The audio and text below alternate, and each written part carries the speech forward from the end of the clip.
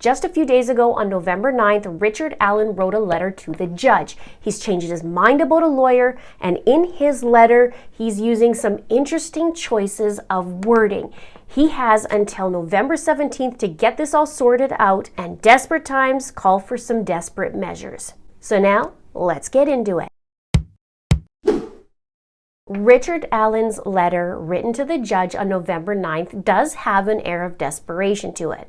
Now, we got to remember that the judge just recently recused himself, so this is a different judge, and it's said to be Fran Gull. And in this letter, it has some interesting wording, as I mentioned, and some interesting observations. But first, let's take a look at what he wrote. He says, "In the cause listed above, I, Richard M. Allen, hereby throw myself at the mercy of the court. I am begging to be provided, spelling error, with legal assistance in a public defender or whatever help is available." Now, Richard notified the court on October 28th when he made his initial appearance, and he said he was going to use his own lawyer. The note continues, "I had no clue how expensive it would be just to talk to someone. I did do a search in Indiana for how much it would cost for a criminal lawyer, per hour, and it came anywhere from $200 to $500 per hour. Now, also we got to remember there's a retainer and la-di-da-di-da, so it's going to be freaking expensive. Plus,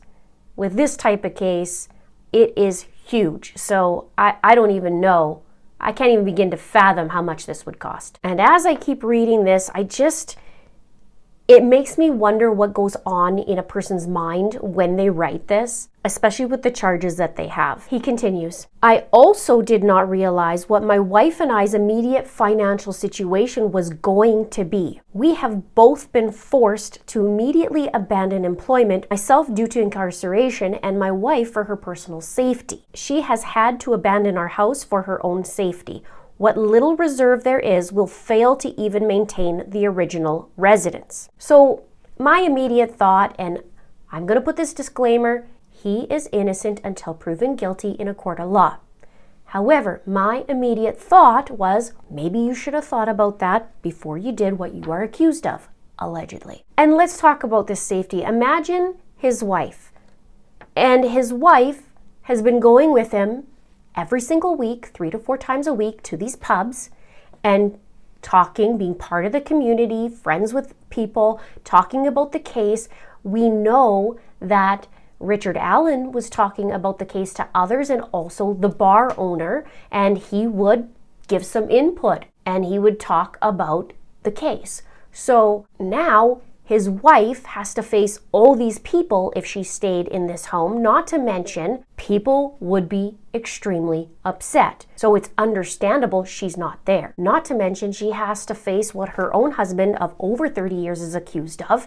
It's not good. And then have to face the reality or the idea that 2 teens were brutally lured and murdered, and then he's accused of it and kept living like it was any other day. It's monster behavior. So imagine in her mind having this struggle of what the heck is going on. Now, depending on what they found in the house, we don't really know. It would just feel like, I would want to have a shower every single day and not even be in there, Like it just feels icky. It just does not feel right. I don't blame her for not wanting to be there. So he finishes the letter and says, "Again, I throw myself at the mercy of the court.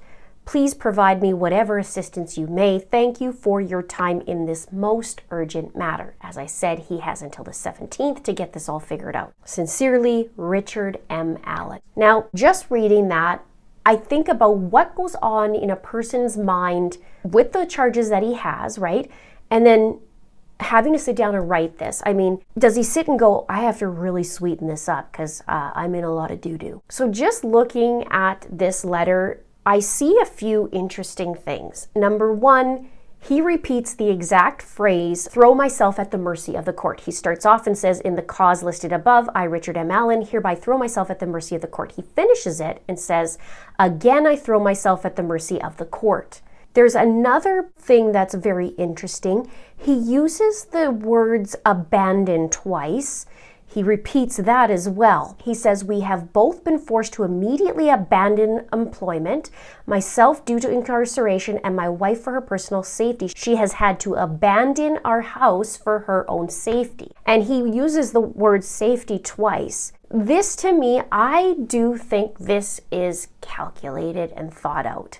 I think this isn't just, okay, let's just request. I think this is very careful. Also, he finds it important, otherwise he wouldn't do it. He indents like, I guess, old school. I'm close in age to Richard. Well, I'm not as old as he is, but I am close in age. And I was taught also to indent in paragraphs, which he does. He starts off on the first page, he indents in the cause listed above. Then he goes to the next paragraph and says, at my initial hearing. And then also he does it again where he says, again, I throw myself at the mercy of the court. So punctuation is actually important to Richard, it seems. And indentation and just, I mean, these aren't crazy things, but it's just very interesting to me because everybody has a reason why they do things, and this to me was very careful. Now, we didn't see that like we saw with Letitia Stokes. She wrote the judge 3 times, 4 times, I believe. The last was about Smeat being given to her instead of kosher meals, which was very interesting. I did not do a video on it, but I may do a live stream on that. Let me know if you want to see that below.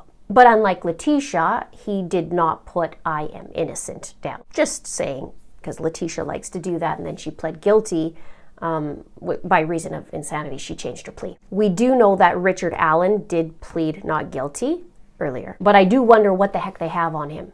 I think it would be fascinating, though, to have somebody rip this apart. Perhaps Peter Hyatt or somebody who actually is a writing expert. I love, love, love how Peter Hyatt actually goes through and he can glean crazy things from written statements. It's amazing. Or verbal statements, I should say, too. But let me know what you think. Was this carefully crafted?